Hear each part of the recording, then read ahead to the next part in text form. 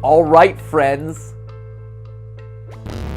Well, there you have it. I've been watching Marvel movies for years. There's always a post-credit scene. What was I thinking? Anyway, fortunately, I did go back and clean up some of the endings, and it's at this point that we find out how our characters actually wound up in the cabin. See, it turns out that you were never part of the group. This is your cabin. All the others just stumbled across you when they got lost. The group explains their situation, but then you, quote, ask the questions you've asked thousands of times. Did you come on your own free will, or were you sent? When they say that they come on their own free will, but were also technically sent, we see that they, quote, answered incorrectly. Wait, sorry, what? We've asked this question before? Is this some sort of a time loop? Or are we all in purgatory and keep having to relive this situation in order to, find a solution where we don't end up eating our friends? What is going on here? Oh, and again, there are vegetables called the chompettes that talk to you when no one else is around. Probably shouldn't overlook that little detail. There's also a nightmare mode and a new game plus, and a mode that drops you straight into Cuphead. I'm sorry. What? What?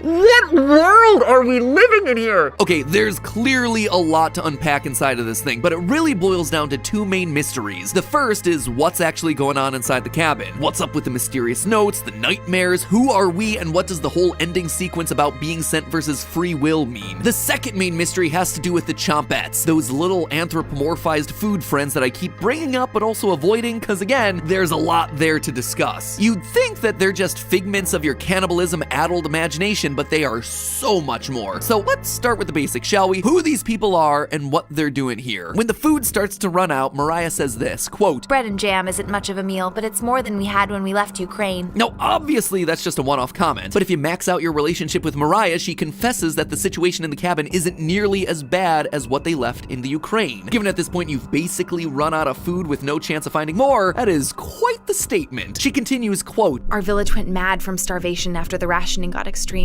Parents sending their children to orphanages instead of letting them starve at home. It was terrible. Absolutely terrible. Eventually, we decided we needed to escape, so we stole supplies until we had enough for the journey. To keep our spirits up, Gregor described it as a vacation. You don't usually face death during a vacation, though. It also gets brought up by Karen again in the final battle, saying repeatedly that she should have never left Ukraine. And Ukraine isn't the only real-world location mentioned. Like any good indie horror title, there are hidden clues scattered throughout which come in the form of handwritten notes that you can only have access to by exploring the right rooms on the right days and by clicking certain interact options multiple times. It is not easy to find this stuff, but when you do find them, two mention Zakopane, a little Polish town about 186 miles or 300 kilometers from the Ukrainian border. We also get more location hints thanks to the appetizer edition of the game, a standalone cooking companions experience released a few months prior to the main title. In it, you get quizzed by the chompettes on general trivia, all with hints of that sweet, sweet lore. One of the questions, for instance, asks us where we are, and the correct answer turns out to be the Tatras Mountains, a forested mountain range that sits between Poland and Slovakia. And wouldn't you know it, but just north of the Tatras Mountains is none other than the little town of Zakopane. Combine that with Mariah's comments about needing to escape from Ukraine, and it seems very clear that Mariah, Gregor, Anatoly, and Karen are Ukrainian refugees. But refugees of what? If you follow Anatoly's romance line instead of Mariah's, you end up learning that his dog died when he was 6. This dog apparently meant a lot to his father as it helped him find food during, quote, the war. Obviously, there are a lot of wars, so which one could he possibly be talking about? Well, it appears to be World War I. You see, we're told in the extras menu that Anatoly is 25. With World War I being between 1914 and 1918, that would mean the game likely takes place between 1933 and 1937. And all of this lines up with the very real, very tragic event in the history of Ukraine known as Holodomor. Holodomor is a famine that took place in Soviet Ukraine between 1932 and 1933. Its name is a term derived from